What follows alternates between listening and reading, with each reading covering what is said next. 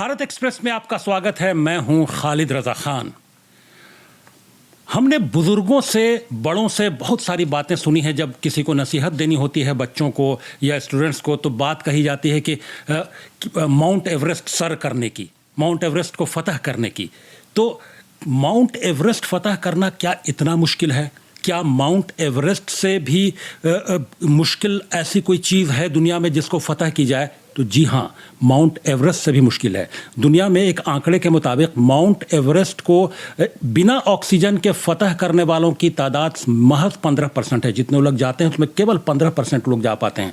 उसके बाद अगर हम इम्तिहान की बात करें तो IIT JEE का जो एग्ज़ाम होता है वो भी हिंदुस्तान का टफेस्ट एग्ज़ाम होता है। उसमें जो कामयाब होने वालों की तादाद है वो महज 1 से 2% है, जितने कैंडिडेट्स बैठते हैं। और उससे भी अगर कोई बड़ा माउंट एवरेस्ट है तो वो है UPSC, union public service commission का एग्ज़ाम, जिसके ज़रिए सिविल सर्वेंट बनते हैं। IAS, IPS, IFS, IRS और बाकी बहुत सारे एलाइड सर्विसेज हैं, उसके अधिकारी बनते हैं। उसमें जानते हैं कितना है आंकड़ा? जितने कैंडिडेट अपीयर होते हैं, 1 मिलियन से ज़्यादा अपीयर होते हैं, उसमें महज 0.2% ही कामयाब होने वालों की तादाद है। तो आप समझ लीजिए कि ये कितना बड़ा, माउंट एवरेस्ट से भी कितनी बड़ी चोटी है ये। उस पर जो किताब लिखी है, उसके लिए जो गाइडेंस का काम कर रहे हैं, उनके एक ऐसे शख्स हैं हमारे साथ आज स्टूडियो में, जो ऐसे स्टूडेंट्स को गाइड कर रहे हैं जो उस महज 0.2% जो कामयाबी हासिल करने वालों को ये गाइड करना चाहते हैं और गाइड करने के लिए किताब लिखी है। मैं कहना चाह रहा हूँ कि वो शख्स हैं सज्जन सिंह यादव। वो खुद IAS ऑफिसर हैं और अभी department of finance, ministry of finance में वो एडिशनल सेक्रेटरी हैं। उन्होंने ऐसे तमाम स्टूडेंट्स को मोटिवेट करने के लिए किताब लिखी है, स्केलिंग माउंट UPSC। आपका बहुत बहुत स्वागत है हमारे स्टूडियो में, भारत एक्सप्रेस के हमारे स्टूडियो में आने के लिए, समय निकालने के लिए। सबसे पहला सवाल ये है कि आप जब IAS किया था आपने, तो आपका बैच था 94-95 जी। तो तब से लेकर आज तक आपने बहुत चीज़ें देखी होंगी, बहुत सारे स्टूडेंट्स को देखा। अब आपको ये इंस्पिरेशन कहाँ से मिला कि इस तरह की किताब लिखी जाए, स्केलिंग माउंट UPSC, और इतने दिनों के बाद? जी बिल्कुल, मैं ये बताना चाहूँगा कि आप ये इमेजिन करिए कि आप एक बंगलो में रहते हैं और आपके घर में ऑब्वियसली आपका असिस्टेंस के लिए, जिनको हम दीदी बोलते हैं, मेड बोलते हैं, सहायक बोलते हैं, वो रहती हैं। और वो एक सर्वेंट क्वार्टर में, छोटे से में एक कमरे में रहते हैं। अगर उनका बच्चा एक दिन आपको IAS ऑफिसर के रूप में दिखे तो आपको कैसा लगेगा? बहुत ही गर्व होगा, लेकिन साथ साथ ये भी होगा कि ये बच्चा एक मिसाल है। एक मिसाल है कि हज़ारों लाखों बच्चों के लिए, जैसे आपने कहा, जो IAS IPS बनने का सपना देखते हैं, बहुत सारे उनमें से ऐसे ही सिचुएशन से होते हैं। कोई स्लम में रह रहा है, कोई गांव में रह रहा है, कोई सर्वेंट क्वार्टर में रह रहा है, कोई नॉर्मल सी कॉलोनी में रह रहा है, लेकिन सपने बहुत बड़े होते हैं। तो ऐसे ही सपने को रिप्रेजेंट करने वाला एक बच्चा, जो मेरे ही यहाँ 6 साल रहा सर्वेंट क्वार्टर में, वो एक दिन जब मेरे सामने IAS ऑफिसर बन के आया तो मेरे को बहुत अच्छा लगा। और ये अभी हाल ही की बात है, 2 साल पहले की बात है। वो उसका इंस्पिरेशन कौन थे? यकीनी तौर पर मुझे लगता है कि वो उसका इंस्पिरेशन आप ही रहे होंगे और आपने भी गाइड किया होगा उसको। डेफिनेटली उस समय उसको हमने मोटिवेट भी किया, गाइड भी किया, हेल्प भी की, लेकिन वो अपनी मेहनत से भी बना। तो उस समय मैंने जब उस बच्चे को सक्सेसफुल होते हुए देखा तो मेरे को लगा कि इसकी कहानी लोगों तक पहुंचानी चाहिए। और आप देखेंगे, जैसे आपने कहा कि 1 मिलियन 10 लाख लोग एग्ज़ाम का फॉर्म भरते हैं, 10 लाख फॉर्म भरते हैं, लेकिन अपीयर होने जाते हैं 5 लाख। बाकी आधे कहाँ चले जाते हैं? आधे इसलिए हिम्मत ही नहीं जुटा पाते एग्जामिनेशन सेंटर में जाने की, क्योंकि ना तो उनके पास गाइडेंस है, ना उनके पास इतना मोटिवेशन रहता है। डर जाते हैं कि फॉर्म तो भर दिया पर कहाँ मेरा सिलेक्शन होगा। तो ऐसे बच्चों के लिए मेरे को लगा कि ऐसी इंस्पिरेशनल स्टोरी लानी चाहिए कि जो बच्चे बहुत ही नॉर्मल बैकग्राउंड के हैं, जो बच्चे बिल्कुल, जिनके पास संसाधन नहीं है, जिनके पास कोचिंग के लिए पैसा नहीं है, वो बच्चे भी सक्सेसफुल हो सकते हैं, आईएएस, आईपीएस, आईएफएस ऑफिसर बन सकते हैं, या उनका जो भी एरिया ऑफ इंटरेस्ट है उसमें एक्सेल करने के लिए इन 7 बच्चों की जो कहानियाँ इस किताब में हैं उनसे मोटिवेशन ले सकते हैं। जब भी उनको फेल्योर का डर सताए, जब भी उनका उत्साह कम हो, तब एक स्टोरी उठा के पढ़ लें, एक पार्ट ऑफ द स्टोरी उठा के पढ़ लें। यानी आपको इंस्पिरेशन वहीं से मिला कि जो आपकी मेड जो हैं उनका बेटा जब आईएएस बना तो आपको लगा कि ऐसी बहुत सारी स्टोरीज होंगी समाज में और देश में, देश के डिफरेंट कोने में, तो वहाँ से आपने उन 7 बच्चों को चुना जो 7 सक्सेसफुल कैंडिडेट्स हैं उनको चुना।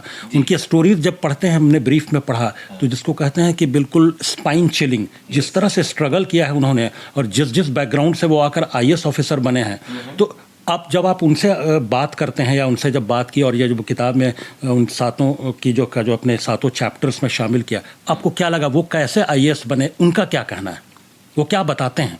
नहीं, सबकी स्टोरी लगभग सिमिलर है। अगर मैं अपनी स्टोरी पे आता हूँ, मेरी भी स्टोरी वैसी ही बड़ी रेजोनेट करती है, क्योंकि मैं भी एक छोटे से गांव में पैदा हुआ, एक सरकारी स्कूल में पढ़ा, फिर केंद्रीय विद्यालय में पढ़ा। मेरे पापा आर्मी में सिपाही थे, उसके बाद प्रमोशन होके बहुत बाद में जेसीओ बने। तो हमारी भी स्ट्रगल लगभग वही है जो बाकी बहुत सारे बच्चों की है।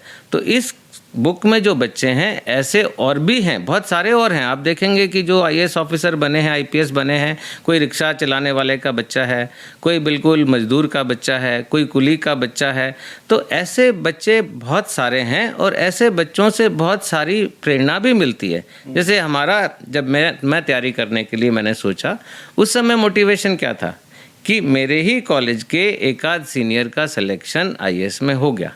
तो उस समय आपको लगता है कि अरे जब इसका हो सकता है तो मेरा भी हो सकता है, मैंने ऐसा क्या, मैं कहाँ कम हूँ। लेकिन अगर आप वैसा एग्जाम्पल्स नहीं मिलेंगे आपको, तो शायद आप वो हिम्मत नहीं कर पाओगे। तो मेरा पर्पस ही ये था कि ऐसे बच्चे, जैसे हमारे लाखों और एस्पिरेंट हैं, ऐसे बच्चों की कहानी जन जन तक पहुँचे, ऐसे बच्चों की कहानी लाखों हज़ारों बच्चों को मोटिवेट करे अपने फील्ड में एक्सेल होने के लिए, सिविल सर्विसेज क्रैक करने के लिए।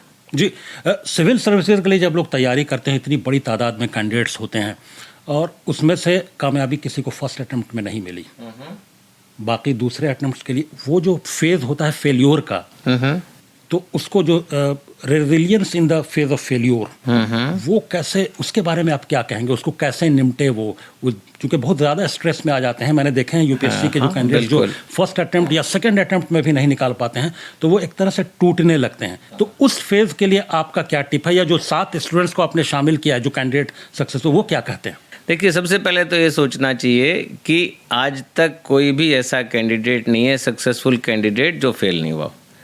हर कैंडिडेट किसी ना किसी स्टेज पे कहीं ना कहीं फेल हुआ है। मैं अपनी ही बात लेता हूँ तो मेरा सेकंड अटेम्प्ट में सिलेक्शन हुआ था। फर्स्ट अटेम्प्ट में मैंने प्रीलिम क्लियर किया, मेंस क्लियर किया, लेकिन इंटरव्यू के बाद जो फाइनल रिजल्ट आया नहीं हुआ। लेकिन इससे पहले भी अगर मैं जाता हूँ, मैंने एनडीए का एग्ज़ाम दिया आर्मी में जाने के लिए, मेरा सिलेक्शन नहीं हुआ। उससे पहले मैंने सैनिक स्कूल का एग्ज़ाम दिया, मेरा सिलेक्शन नहीं हुआ। उसके बाद मैंने बीच में मेडिकल कॉलेज जाने का एग्ज़ाम दिया, नहीं हुआ सिलेक्शन, लेकिन बाद में सिलेक्शन हुआ। और इसमें भी जो बच्चे हैं उनमें से सब कहीं ना कहीं किसी ना किसी स्टेज पे फेल हुए हैं। तो फेल होने से पहले तो बात ये नहीं सोचना चाहिए कि फेल होने से डर जाए, फेल होने से कॉन्फिडेंस लूज़ नहीं करना चाहिए। फेल होने को तो आपको एक एनालिसिस करना चाहिए, उसको एक स्प्रिंग बोर्ड मैं कहता हूँ बनाना चाहिए, और ऊंचा जंप करने का कि अगली बार मैं और मेहनत करूँगा, अगली बार मैं और तैयारी करूँगा, अगली बार मैं और अच्छी स्ट्रेटजी बनाऊँगा। इस बार क्या गलतियाँ रहेगी उसको एनालिसिस करो, कहाँ पे कमी रह गई, ऑप्शनल में गड़बड़ हुई या जनरल स्टडीज़ में गड़बड़ हुई या सीसेट में फेल हो गए, वो एनालिसिस करके आगे बढ़ना है। और ऐसे एग्जाम्पल बहुत सारे हैं। फर्स्ट अटेम्प्ट में तो बहुत विरले लोगों का सिलेक्शन होता है। ऐसे बहुत एग्जाम्पल हैं जहाँ पे कि बच्चे 3-3, 4-4 अटेम्प्ट के बाद भी सक्सेसफुल होते हैं। तो जो डर गया उसका तो ख़त्म हो गया सपना, वो तो हट गया। तो डरो मत, डर के आगे तो जीतोगे ही। जी, जिन 7 सक्सेसफुल कैंडिडेट्स को जो आपने शामिल किया है अपनी किताब में, वो सभी 7 अलग अलग बैकग्राउंड के हैं, बिल्कुल ही डिफरेंट बैकग्राउंड के हैं। और जिन 7 ने जब एग्ज़ाम दिया होगा, जब परीक्षा दी होगी, तो 7 के अलग अलग सब्जेक्ट्स थे। तो ये बहुत डिफरेंट चीज़, 7 अलग बैकग्राउंड, 7 अलग सब्जेक्ट।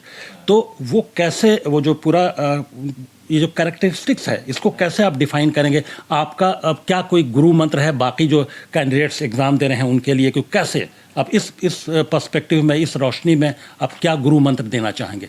देखिए, गुरु मंत्र तो बहुत सारे हैं जो इस किताब में है, क्योंकि इस किताब का जो 8वां चैप्टर है वो है success mantras for becoming an IAS officer. तो वो सक्सेस मंत्रा क्या है? देखिए, मैं तो डॉक्टर हूँ, मैंने जैसे बताया वेटनरी डॉक्टर हूँ, तो हम भी जब दवाई लिखते हैं ना तो ऐसे करके RX लिख के और 4-5 दवाइयाँ लिखते हैं।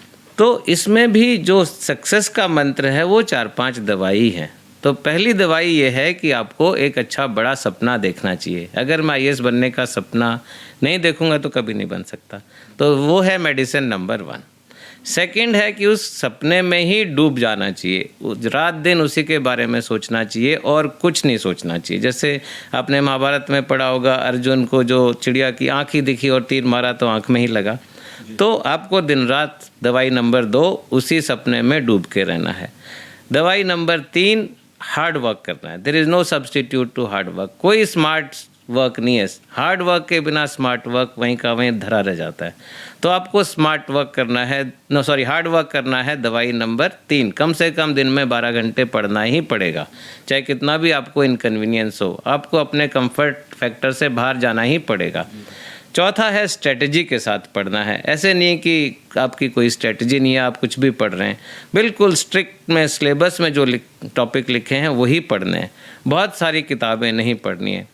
और दवाई नंबर 5, फालतू का ज्ञान नहीं लेना है। आजकल हर नुक्कड़ पे, चाय की दुकान पे, कोचिंग सेंटर में कहीं ज्ञान बट रहा है, लेकिन वो ज्ञान से आप और कंफ्यूज हो जाएंगे। तो ये 5 दवाई आप खाएंगे तो आप ज़रूर सक्सेसफुल होंगे, चाहे कोई भी परीक्षा हो। जी, ये आपने बहुत इम्पॉर्टेंट बात कही कि जब UPSC की तैयारी कोई भी कैंडिडेट करना शुरू करता है तो एक तो वो थोड़ा सा कंफ्यूज रहता है, कुछ उसके अपने लोगों से सलाह लेता है, कुछ दोस्तों से सलाह लेता है। तो आखिर सलाह सही कहाँ से ली जाए कि वो कंफ्यूज ना हो और वो सही दिशा में वो अपना काम कर सके और कामयाब हो सके? देखिए, सलाह बहुत जगह से मिलती है। पहले तो आपको ये देखना है कि सलाह देने वाला कौन है। हर किसी से सलाह नहीं लेनी है। जो कैंडिडेट यहाँ वहाँ घूम रहे हैं उनसे सलाह नहीं लेनी है। या तो एक तो है कि मेरी बुक पढ़िए, उसमें बहुत सारा अच्छा सलाह दी गई है, बिल्कुल। दूसरा है कि कोई अगर आपका मेंटर है, ऐसा कोई सक्सेसफुल कैंडिडेट है जो आपकी जानकारी में है, अभी हाल ही में सिलेक्शन हुआ है, उनसे आप सलाह ले सकते हैं। तीसरा है कि अगर आपने कोचिंग सेंटर ज्वाइन किया है तो उसमें कोचिंग सेंटर में जो एक मेंटर आपको मिलता है उसी से सलाह लें। इसके अलावा जो इधर उधर सलाह बट रही है, ये मैंने एक कहानी में भी लिखा है वसीम अहमद भट्ट की। वो जब कश्मीर से बच्चा यहाँ पे आया तो उसने बस यही उसने ठाना कि मैं कहीं इधर उधर सलाह नहीं लूँगा। न्यू राजेंद्र नगर में हर चाय की टपरी पे आपको सलाह देने वाले मिल जाएंगे, पार्क में घूमने जाओगे तो आपको सलाह देने वाले मिल जाएंगे। तो यहाँ वहाँ 10 जगह से सलाह नहीं लेनी है, आइडेंटिफाई करके एक सोर्स रखिए, उससे सलाह लीजिए। सलाह लेने के मामले में फिर कोचिंग का भी मामला आता है, तो क्या कोई कैसे इसको डिसाइड किया जाए कि बेहतर कोचिंग कौन है? या एक दूसरा रास्ता यह है कि हम कोचिंग न करके सेल्फ स्टडी से कामयाबी हासिल कर सकें, तो क्या सेल्फ स्टडी कोचिंग की ज़रूरत होती है या सेल्फ स्टडी से इसमें कामयाबी हासिल की जा सकती है? नहीं, मैं बहुत क्लियर करना चाहूँगा पहली चीज़ कि बिल्कुल भी कोचिंग की ज़रूरत नहीं होती है। अगर आप सेल्फ स्टडी करते हैं, अच्छे से मेहनत करते हैं दिन रात अपना, तो आपका सिलेक्शन डेफिनेटली बिना कोचिंग के हो सकता है। एक एग्जांपल तो मैं खुद ही हूँ कि मैंने जब किया था दोनों अटैम्प्ट तो मैंने कोई कोचिंग नहीं ली थी, लेकिन मेरा सिलेक्शन हुआ अपने सेल्फ स्टडी पे। लेकिन मैं तो बहुत पुराना हूँ, आप बोलेंगे कि 30 साल पहले आपने किया था, अभी क्या ज्ञान दे रहे हैं। तो दूसरा है कि ये जो बच्चे मेरी बुक में 7 बच्चे हैं, इनमें से 4 बच्चों का सिलेक्शन सेल्फ स्टडी के बेस पे हुआ है, केवल 3 बच्चों ने कोचिंग ली। तो आप देखिए कि परसेंटेज क्या है। आधे से ज़्यादा बच्चे जो अगर सिंसियरली पढ़ाई कर रहे हैं बिना किसी कोचिंग के, उनका सिलेक्शन हो रहा है। तो कोचिंग में टाइम भी बहुत वेस्ट होता है। इवन इफ आपके पास पैसा भी है, आप अफोर्ड भी कर सकते हैं, तब भी कोचिंग में एक सब्जेक्ट जो कोचिंग क्लास में 2 घंटे में पढ़ाया जाएगा, आप सेल्फ स्टडी में आधे घंटे में पढ़ सकते हैं। तो ये भी एक नुकसान होता है। लेकिन अगर कोई विषय समझ नहीं आ रहा है, उसके लिए आपके पास YouTube पे बहुत अच्छे अच्छे लेक्चर्स हैं, वहाँ पे भी सुन सकते हैं। और अगर आपके पास समय है, पैसा है, आप सेल्फ स्टडी नहीं कर पा रहे हैं, तब कोचिंग सेंटर ज्वाइन करने में कोई बुराई नहीं है। आपका बैच था 95 जी। आपने, अब है 2025 जी तो बहुत ज़्यादा पैटर्न, स्ट्रेटजी, सब कुछ में चेंज, सब्जेक्ट्स के चॉइस बिल्कुल। बहुत ज़्यादा तब्दीलियां हो गई हैं। ऐसे में जो नए स्टूडेंट्स जिनको आपने इसमें शामिल किया है अपनी जी। किताब में, उनसे उनके एक्सपीरियंस की रोशनी में आप क्या, नए जो एस्पिरेंट्स हैं उनके लिए क्या आप कहना चाहेंगे कि तब से लेकर अब तक क्या डिफरेंस आया है और स्ट्रेटजी किस तरह की अपनानी चाहिए? बहुत चेंज आया है और खालिद जी। सब्जेक्ट चॉइस क्या होना चाहिए? हाँ बिल्कुल, दोनों चीज़ का मैं जवाब दूंगा। एक तो बहुत ज़्यादा चेंज आया है। हमारे समय में 2 ऑप्शनल सब्जेक्ट होते थे, अभी केवल 1 ऑप्शनल सब्जेक्ट है। अभी प्रीलिम में ऑप्शनल सब्जेक्ट नहीं पढ़ना लेकिन होता। एक सब्जेक्ट के साथ 2 पेपर होते हैं अभी, कुछ ऐसा है? हाँ, मैं बताता हूँ। हमारे समय में 2 ऑप्शनल सब्जेक्ट थे, हर ऑप्शनल सब्जेक्ट के 2 पेपर होते थे, तो 4 पेपर होते थे। अभी केवल 1 ऑप्शनल सब्जेक्ट होता है, वो भी मेंस में, और उसके 2 पेपर होते हैं। दूसरा, हमारे समय में प्रीलिम में भी आपको 1 ऑप्शनल लेना होता था। तो प्रीलिम में जो 2 एग्ज़ाम होते थे, एक जनरल स्टडीज़ होता था और एक ऑप्शनल सब्जेक्ट का होता था। अभी प्रीलिम में एक जनरल स्टडीज़ का पेपर होता है और एक सी सेट होता है, सिविल सर्विसेज एप्टीट्यूड टेस्ट, जो कि सबके लिए कॉमन है। तो एक तो ये चेंज आया है। हमारे समय में एथिक्स का पेपर नहीं होता था, वो अब एथिक्स का पेपर जुड़ गया है। हमारे समय में जनरल स्टडीज़ के 2 ही पेपर होते थे, अब 4 पेपर होते हैं। ऐसे हमारे समय में 1 लिखना होता था, अब 2 लिखने होते हैं। तो एक तरफ जहाँ पुराने समय में चैलेंज था कि आपको 2-2 सब्जेक्ट पढ़ने हैं, आपको प्रीलिम में भी ऑप्शनल सब्जेक्ट पढ़ना है, अब ये फ़ायदा हो गया कि आपको प्रीलिम में कोई ऑप्शनल नहीं पढ़ना है और मेंस के लिए 1 ऑप्शनल पढ़ना है। लेकिन डिफ़िकल्ट ये हो गया है कि जनरल स्टडीज़ और वास्ट हो गया है, ऐसे आपको 2 लिखने पड़ रहे हैं। एथिक्स जो बहुत बच्चे जानते नहीं है एथिक्स के पेपर के बारे में, जो कि स्कूलों में कॉलेज में इतना ज़्यादा नहीं पढ़ाया जाता है, उसकी आपको तैयारी करनी है। सी सेट में न्यूमेरिकल, रीजनिंग ये ज़्यादा आ गया है, तो कुछ बच्चे उससे घबराते हैं, बहुत बार फेल भी हो जाते हैं। और सी सेट में आप फेल हो गए तो आपका जनरल स्टडीज़ का पेपर चेक ही नहीं होता है, तो ये भी ध्यान रखना पड़ता है। दूसरा, इन्फॉर्मेशन ओवरलोड बहुत हो गया है। हमारे समय में इतने ज़्यादा इन्फॉर्मेशन के सोर्स नहीं थे। हमारे समय में बहुत फिक्स था कि ये किताबें हैं, ये नोट्स हैं, ये पढ़ने हैं आपको, आपका ध्यान से पढ़ेंगे, मेहनत करेंगे, सिलेक्शन हो जाएगा। अब बच्चों के पास इतनी इन्फॉर्मेशन है, इंटरनेट पे है, सोशल मीडिया में है, जो कि बिल्कुल नहीं पढ़नी चाहिए। इंटरनेट तो फिर भी अच्छी बात है। तो जो अबंडेंस ऑफ इन्फॉर्मेशन है वो एक बहुत बड़ा चैलेंज है। एक एडवांटेज भी है कि आप जो गूगल मारेंगे आपको इन्फॉर्मेशन मिल जाएगी। दूसरा नुकसान ये है कि आपका समय बहुत कीमती है, आपको इतना बड़ा सिलेबस पढ़ना होता है, तो आप बहुत ज़्यादा एक टॉपिक पे नहीं पढ़ सकते हैं। तो ये एक बहुत बड़ा चैलेंज इस समय के बच्चों के लिए है कि वो कैसे रिस्ट्रिक्ट करें अपना स्टडी मटेरियल, जो रेलेवेंट स्टडी मटेरियल ही पढ़ें, ये बहुत इम्पोर्टेंट। एक और इम्पॉर्टेंट बात यहाँ पर यह है कि पहले एक कैंडिडेट को, अगर जनरल कैंडिडेट की बात करें तो 3 अटेम्प्ट मिलते थे, कभी 4 अटेम्प्ट भी दरमियान में हमारे समय 4 थे और 3 भी दरमियान में हो गए थे। अब आखिर क्या वजह है कि 6 अटेम्प्ट मिलते हैं, उम्र भी 32 साल कर दी गई है, तो 6 अटेम्प्ट्स तक इतना लोग स्ट्रगल करते हैं? क्या 6ठे अटेम्प्ट में भी कोई कामयाब होने वाला मिला है ऐसा आपको? नहीं, बिल्कुल है। आप यहाँ मेरी किताब की स्टोरीज पढ़ेंगे तो मिन्नू पीएम की स्टोरी है, जो एक माँ है जिसका पहले जल्दी शादी हो जाती है, उसके बाद बच्चा भी हो जाता है, जॉब भी लग जाती है, तो वो उन जिम्मेदारियों में दबी होती है। वो अपने घर की, इन लॉज की, नौकरी की, बच्चे की जिम्मेदारी में दबी है। वो उसके अंदर एक सपना है आईएएस बनने का, तो धीरे धीरे वो सपने में धूल हटती है। कुछ उसके बॉसेस जो कि आईपीएस ऑफिसर थे वो उसको मोटिवेट करते हैं, तो वो फिर पढ़ाई वापस शुरू करती है। बहुत ज़्यादा गैप हो गया होता है, तो वापस पढ़ाई करने में, उसको वापस उस लेवल तक ले जाने में समय लगता है। तो अल्टीमेटली उसका 5th अटेम्प्ट में सिलेक्शन होता है। तो एक तरह से ये दोनों बातें सही हैं। एक तरह से आप बोल सकते हैं कि इतना ज़्यादा चांस मिलने से बच्चे उसी में लगे रहते हैं, करियर इम्पैक्ट होता है अगर सिलेक्शन नहीं हुआ तो। दूसरी तरफ ये उनके लिए बहुत अच्छा है जो इस तरह की बहनें हैं, हमारी बेटियां हैं, जो किसी और जिम्मेदारी में दब गई, समय पे पढ़ नहीं पाई, लेकिन उम्र थोड़ी निकल गई, बच्चा थोड़ा बड़ा हो गया, तो अब सपना पूरा करने का टाइम आ गया है। या कोई हमारे गांव देहात के बच्चे हैं जो कई बार लेट स्कूल भी जाते हैं या समय पे गाइडेंस नहीं मिलती है, बाद में उनको लगता है कि नहीं मेरे में वो कैपेबिलिटी है, तो उनके लिए ये बहुत गोल्डन अपॉर्चुनिटी भी है कि आपकी एज ज़्यादा तक आप दे सकते हैं, अटेम्प्ट भी ज़्यादा दे सकते हैं, तो उसका फ़ायदा भी है। एक बात आपकी मैंने सुनी थी कि आप कहते हैं कि यूपीएससी का जो एग्ज़ाम है, ये माउंट यूपीएससी जो है, ये किसी कैंडिडेट का इकलौता एग्ज़ाम नहीं होता, इसमें पूरे परिवार का इम्तहान होता है, पूरा परिवार इन्वॉल्व होता है। तो अब ऐसे जो एस्पिरेंट्स हैं उनके लिए और उनके परिवार के लिए क्या कहना चाहेंगे, क्या एडवाइस आपकी है? नहीं, मैं फिर से रिपीट करना चाहूँगा कि ये पूरे परिवार का मिशन है, ये केवल एक बच्चे का मिशन नहीं है। और वो क्यों है पूरे परिवार का? क्योंकि प्रोसेस बहुत लंबा है, पूरा प्रोसेस करीब 1.5 साल लग जाता है। और आपने फर्स्ट अटैम्प्ट में जैसे बोला बहुत लोग का सिलेक्शन नहीं होता है, तो 2-3 अटैम्प्ट लगते हैं, तो देखिए 4-5 साल लग गए इसमें। और बहुत ही डिफ़िकल्ट एग्ज़ाम है, बहुत बड़ा सिलेबस है, तो ऐसे ups and downs, highs and low बच्चों को अपनी लाइफ में इस दौरान आते हैं। तो ऐसी स्टेज पे उनको संभालना बहुत ज़रूरी है बच्चे को, कि वो डिप्रेस तो नहीं है, वो लो तो नहीं है।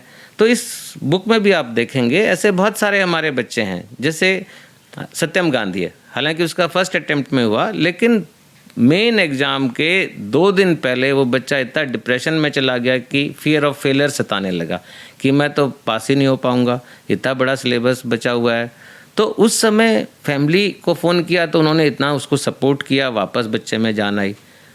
इसी तरह से भरत सिंह जो दूसरा बच्चा है, जो कि मेरे यहाँ पे ही रहता था, उस बच्चे को अगेन उसका एक स्टेज आया जब वो बहुत रोने लगा माँ के सामने कि मैं नहीं कर पाऊँगा। माँ ने बहुत समझाया, बहुत मंदिर में लेके गई, दिया जलवाया रोज़ाना, जस्ट उसको सपोर्ट देने के लिए।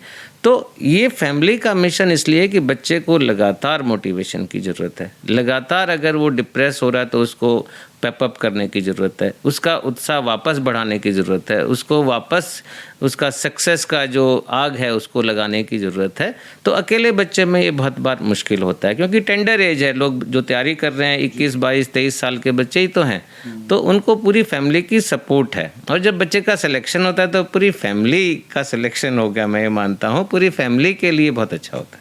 जी, आपने बहुत ज़बरदस्त गुरु मंत्र भी दिया है जो नए एस्पिरेंट्स हैं, और जो जिस तरह की कहानी आपने पेश की है, 7 जो कैरेक्टर्स आपने चुने हैं, वो मुझे लगता है कि वो जो तमाम कैंडिडेट्स हैं उनके लिए इतने बड़े सोर्स ऑफ इंस्पिरेशन हैं कि शायद उनको इस किताब के अलावा आसपास न मिलें। क्योंकि हर जगह ऐसी कहानियाँ, ऐसे कैरेक्टर नहीं मिलते हैं, लेकिन किताब में ये वो कैरेक्टर्स मौजूद हैं।